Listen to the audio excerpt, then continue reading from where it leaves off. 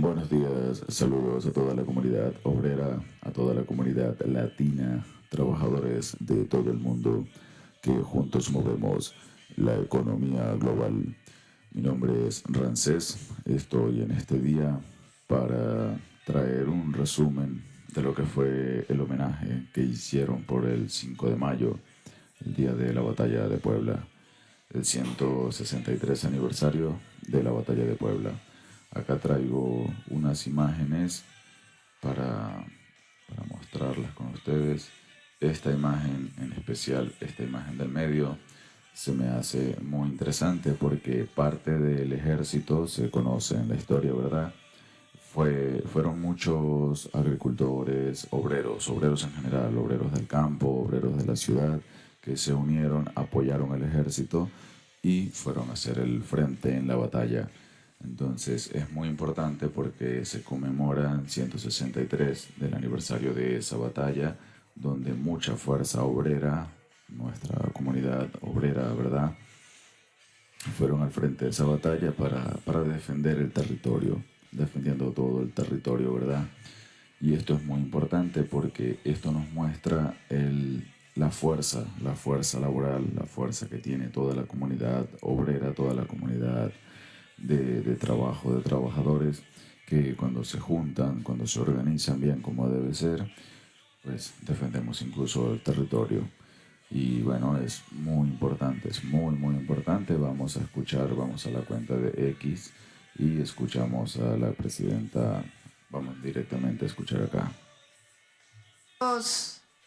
De las Fuerzas Armadas, presidentes de la mesa directiva de la Cámara de Diputados y del Senado de la República, compañeras y compañeros.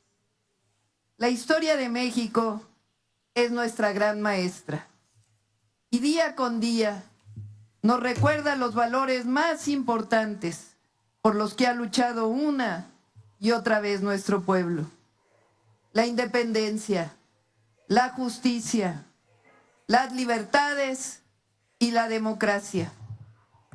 Hoy recordamos uno de los momentos más patrióticos y conmovedores de la defensa de la patria.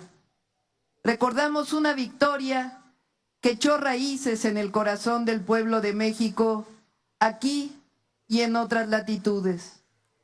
Por eso nuestras hermanas y hermanos migrantes que viven en Estados Unidos conmemoran el 5 de mayo como la principal celebración. No hay mexicano o mexicano que no siente emoción y orgullo al recordar la heroica defensa de Puebla el 5 de mayo de 1862, cuando el ejército mexicano derrotó al que se decía entonces era el mejor ejército del mundo. El siglo XIX fue definitorio para México en muchos sentidos. Aunque desde 1810 el pueblo de México había decidido ser un país independiente, a mediados del siglo XIX, los conservadores de entonces buscaban que un rey europeo viniera a gobernarnos. Los conservadores de entonces se resistían a adoptar la Constitución de 1857 y las leyes de reforma, porque su promulgación representaba el triunfo del bienestar común por encima de los privilegios, la victoria del derecho por encima del abuso. Representaba el triunfo de la democracia por encima de la monarquía. Representaba la constitución de un Estado civil y la defensa de la justicia para todas y para todos y la igualdad. Los conservadores, traicionando a su patria, fueron a buscar un monarca al extranjero. Su proyecto político había sido derrotado por los liberales y por el pueblo de México, encabezados por Benito Juárez García. Después de la segunda gran transformación de México, después de la guerra de reforma que separó la Iglesia del Estado, el gobierno liberal de Juárez encontró disminuida la hacienda pública y se enfrentó a muchas cuentas por pagar. Para sanear las finanzas de la nación, se decretó una pequeña moratoria de 2 años para pagar deudas que se tenían con Inglaterra, España y Francia.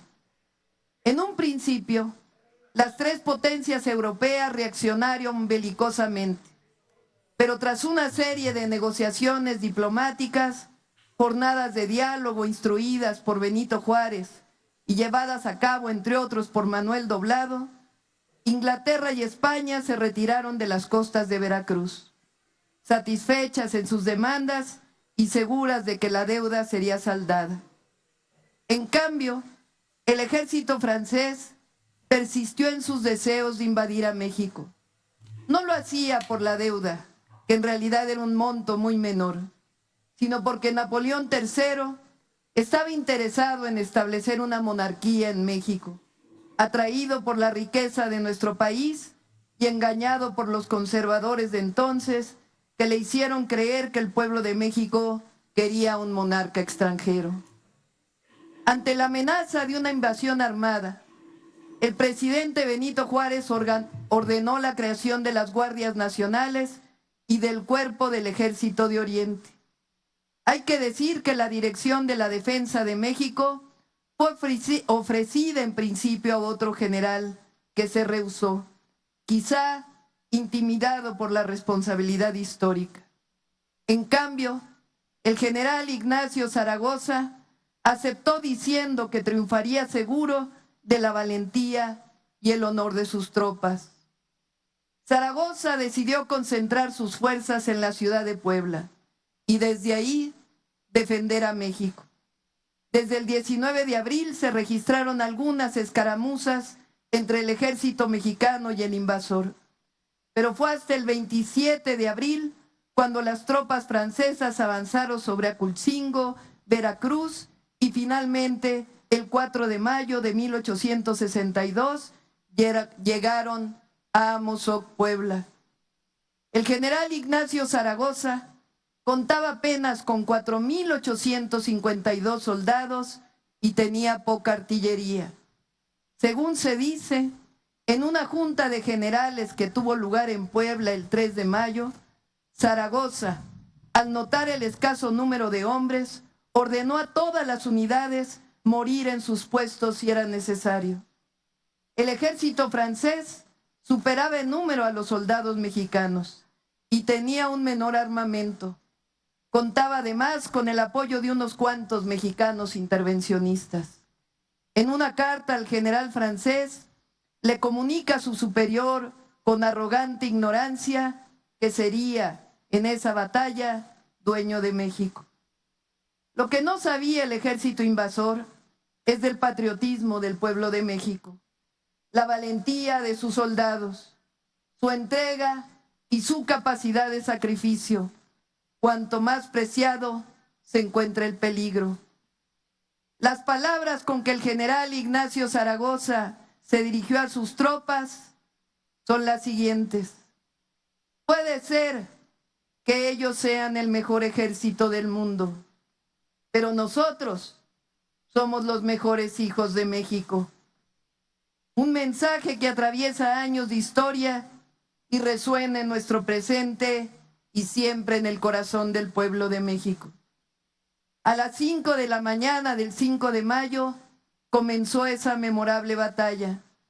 El general Ignacio Zaragoza formó 3 columnas de apenas 1,000 hombres y ordenó que avanzaran para hacer frente al enemigo, mientras que dio órdenes para que la artillería se ocupara en fortificar la plaza. El ejército invasor avanzó hacia el Cerro de Guadalupe con una columna de ataque que superaba en número a las mexicanas. Pese a que era un movimiento inesperado, el general Zaragoza respondió con audacia al movilizar la brigada Berroizábal, al cuerpo de carabineros de a caballo, al batallón de Reforma y al de zapadores, que rechazaron con valor y dignidad la invasión. Fue hasta las 7 de la noche del 5 de mayo de 1862 cuando el ejército enemigo emprendió la retirada a su campamento. En el telegrama que el general Ignacio Zaragoza envió al presidente Benito Juárez tras la batalla de Puebla, se leía: las armas del supremo gobierno se han cubierto de gloria. La victoria de la batalla de Puebla el 5 de mayo de 1862 fue gracias al valor y a las decisiones del general Ignacio Zaragoza, que supo elegir los mejores puntos para fortificar la ciudad de Puebla, que distribuyó de la mejor manera los recursos disponibles, que tuvo la inteligencia para saber cuándo atacar por sorpresa, cuándo mantener la línea de batalla y cuándo tomar la ofensiva por el honor y la libertad de México. Pero también debemos este triunfo a las y los combatientes, a los soldados del Cuerpo del Ejército de Oriente, que no dudaron un momento en ofrecer sus vidas por mantener la independencia de la nación, que se enfrentaron a un ejército afamado con las armas invencibles, con la valentía, el patriotismo y el amor por México. Esta victoria también fue posible gracias a indígenas de Puebla, que utilizaron lanzas de madera y las herramientas con que labran la tierra para enfrentar al ejército invasor y en defensa de nuestro territorio. Después de la victoria mexicana del 5 de mayo, Napoleón III consideró la situación inaceptable y envió un contingente mucho mayor de soldados, incluyendo tropas de otras nacionalidades aliadas, para asegurar la ocupación de México. El ejército francés entra a la Ciudad de México hasta más de un año después, y no es sino hasta el 28 de mayo de 1864 que Maximiliano, el emperador traído por los conservadores, llega al puerto de Veracruz. El Segundo Imperio se mantuvo por 3 años. En 1867 nuevamente triunfó la República, gracias a la resistencia de Juárez y los liberales, y de un pueblo entero que deseaba su independencia. Chinaco fue el nombre despectivo que los conservadores pusieron a los combatientes de la Guerra de Reforma y contra la intervención francesa. El triunfo en la batalla de Puebla anticipó el resultado de esa deshonrosa intervención, que terminaría con la victoria del proyecto de nación republicana y liberal encabezado por Benito Juárez García. 4 meses después de la heroica batalla, Zaragoza enfermó de fiebre tifoidea y falleció el 8 de septiembre en esa misma ciudad. El 11 de septiembre de 1862, Juárez declaró a Zaragoza benemérito de la patria en grado heroico. Por sus méritos se renombró la capital poblana como Puebla de Zaragoza y su nombre se inscribió con letras de oro en el Congreso de la Unión. El general Ignacio Zaragoza, un héroe que lleva a México en su gloria. La victoria de la batalla de Puebla es un símbolo de resistencia y defensa de la patria. Es el mensaje glorioso de nuestro pueblo por la defensa heroica de su independencia. Hay hombres y mujeres que los juzga la historia como traidores. Hay otros que permanecen siempre en el corazón de su...